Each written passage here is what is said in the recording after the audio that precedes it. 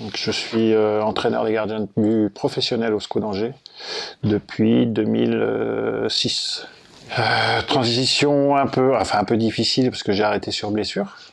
Donc à 35 ans, cheville pétée, ligamentoplastie, donc voilà, changement de présidence, changement de direction à la tête du club, donc me reconduisent pas en tant que joueur, par contre me proposent la place d'entraîneur des gardiens, que j'ai pris sans réfléchir longtemps. Donc voilà, donc depuis 11 ans, j'attaque ma 11e année en tant qu'entraîneur des gardiens, ici à Angers. Je n'ai connu que le niveau senior et que le niveau professionnel. En fait, on était en national à l'époque, on est monté en Ligue 2, et de Ligue 2 en Ligue 1 depuis 3 ans. Diplôme, donc j'ai mon BE1 forcément, et le certificat d'entraîneur des gardiens que j'ai passé il y a 10 ans, 9 ans, 9-10 ans, dès que je suis passé, dès que j'ai arrêté ma carrière de joueur, je me suis mis dans mon diplôme, j'ai profité de mon année de chômage pour passer mon diplôme, tout en intervenant, tout en étant avec les professionnels ici. Mais c'était au tout début, c'était quand même, d'après ce que je vois maintenant, notamment avec l'entraîneur et gardien du centre, c'est quand même beaucoup plus développé maintenant. Il y a beaucoup plus de choses, même si c'était déjà bien condensé ce qu'on faisait, mais là il y a beaucoup plus développé encore. On a 4 gardiens ici, enfin 4 gardiens. Depuis peu, on a 4 gardiens professionnels, donc ça va de 20 ans à 35 ans. J'en ai un, donc c'est 20, un de 25, 27 et 35. Donc ils sont tous professionnels et que j'ai tous les jours à l'entraînement. Donc on joue le samedi, donc le dimanche généralement on les laisse au repos. Tous les joueurs sont au repos. On reprend le lundi après-midi, une séance de reprise classique avec un footing, peu d'appui, éventuellement un peu de technique avec ballon, mais pas très intensive comme séance. Et ensuite le mardi, on fait soit le coach double. S'il double pas, de toute façon, moi je double avec mes gardiens puisque je case une séance spécifique le mardi après-midi. Ensuite c'est mercredi matin, jeudi matin et vendredi après-midi. Donc classique, le mercredi matin c'est souvent du travail tactique ou technico-tactique par rapport à l'adversaire. Le jeudi matin du travail du jeu au poste ou de la finition sur le but. Et le vendredi de la vivacité mise en place. Donc voilà, avec mes gardiens, je les ai au minimum une demi-heure, voire 40 minutes tous les jours. Ça c'est sûr, au début de chaque séance, sur l'échauffement et un petit travail. Et ensuite, donc cette fameuse séance spécifique que j'ai instaurée, qui n'existait pas jusque-là.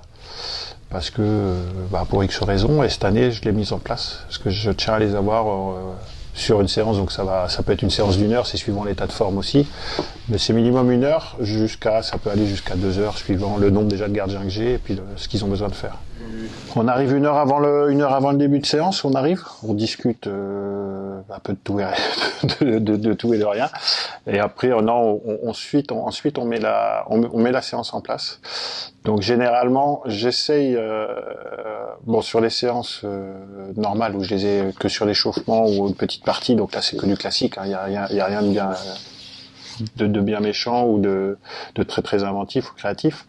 Mais sur les séances, par contre, sur les séances spécifiques, j'essaye de travailler, de faire soit sur un thème que j'ai défini, ou sur des points qui doivent améliorer, ou soit sur une des spécificités que peut avoir l'équipe qu'on va rencontrer, enfin les attaquants ou les offensives de l'équipe qu'on va rencontrer, quoi. Donc ça varie, donc on met ça en place, enfin où je mets ça en place, puisque le coach me laisse entièrement les mains libres, ce qui est très appréciable. Et puis après, sur le terrain, je fais le terrain, donc la séance, et après j'ai un retour, je discute des fois avec mes gardiens pour savoir comment ils ont ressenti les choses, comment ils sont aussi physiquement après une séance comme je leur ai proposé, pour savoir, pour pouvoir anticiper sur le lendemain, et puis pas forcément leur faire une séance forte s'ils se sentent fatigués. Donc voilà, à peu près comment je fonctionne, quoi. Mais c'est un peu au jour le jour, quoi, suivant aussi l'état de forme, comment ils arrivent le matin. Ce qui est important, s'ils arrivent fatigués, ou s'ils ont mal dormi, si on travaille pas pareil, quoi. Alors ouais, depuis 3 ans, on a ce centre d'entraînement-là, qui est un bel outil. Quand on a connu avant, ça permet d'apprécier encore un peu plus. Donc on a un bel outil avec une belle salle de muscu, on a normalement des bons terrains, mais non, on a tout ce qu'il faut pour dans de très bonnes conditions, quoi. Et après, même au niveau récup, on a le bain chaud, bain froid, on a des kinés à dispo, non, c'est vraiment ça s'est professionnalisé, mais énormément, quoi. Quand on a connu le club, un peu comme moi il y a 10-15 ans, et qu'on le voit maintenant, c'est le jour et la nuit, quoi. Ce que tu appelles les gammes techniques, tu l'as connu, ça c'est automatique, c'est au début de chaque séance et dans l'échauffement, un peu comme tu as vu ce matin, tout ce qui est travail de prise, mi-hauteur, hauteur au sol, ça c'est intégré, automatiquement c'est intégré.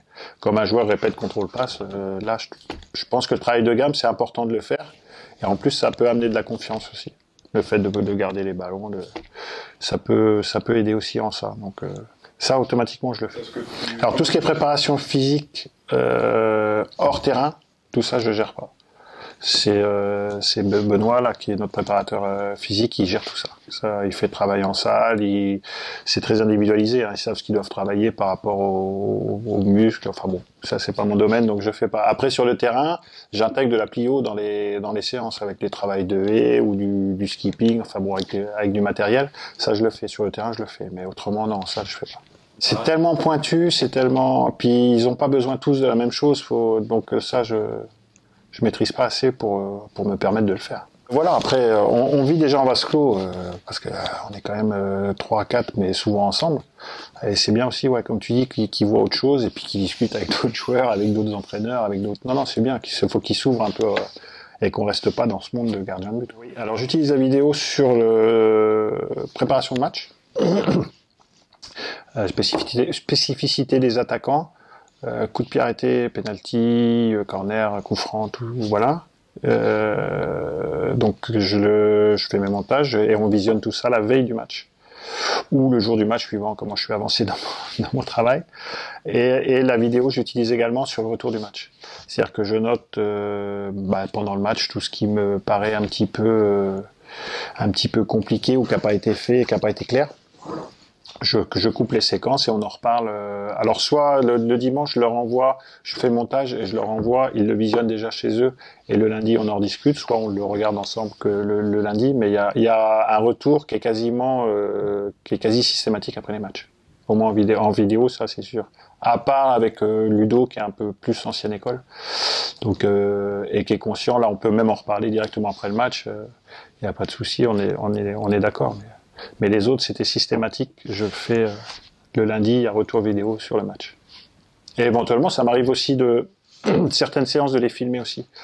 De mettre la caméra, de les filmer suivant ce que je fais, parce que je sais qu'ils vont sur un travail d'appui ou quoi, pour les corriger, donc pour leur montrer le pourquoi du comment. Voilà, donc je leur montre ce qu'ils font ou ce qu'ils faisaient, et le travail, pourquoi on fait ce travail-là, et pourquoi, enfin pour les amener sur quoi. Bon, voilà, ça m'arrive de le faire. Mais nous, c'était posé la question de faire filmer notamment les séances tactiques avec un drone, tu vois. Parce que le drone, ça te permet, tu vois super bien. Et bon, après, c'est peut-être une question de moyens ou de coûts, je sais pas. Pour l'instant, ça s'est pas fait, mais c'est à l'étude. Mais je pense que pour les gardiens, c'est bien de le faire de temps en temps, leur montrer un peu, même sur des séances jouées. Et même sans leur dire, ça m'est arrivé de mettre la caméra dans le bureau et sans leur dire qu'ils étaient filmés. Et de voir après, et de les corriger, de leur dire, tiens, tu vois, à ce moment-là... Donc, parce que quand ils savent qu'ils sont filmés, des fois ils n'ont pas le même comportement, ils sont malins aussi, ou ils font les choses mais moins instinctivement. Que s'ils savent pas, ils vont jouer comme ils ont l'habitude, et ça permet de voir ce qu'ils font de bien et de pas bien.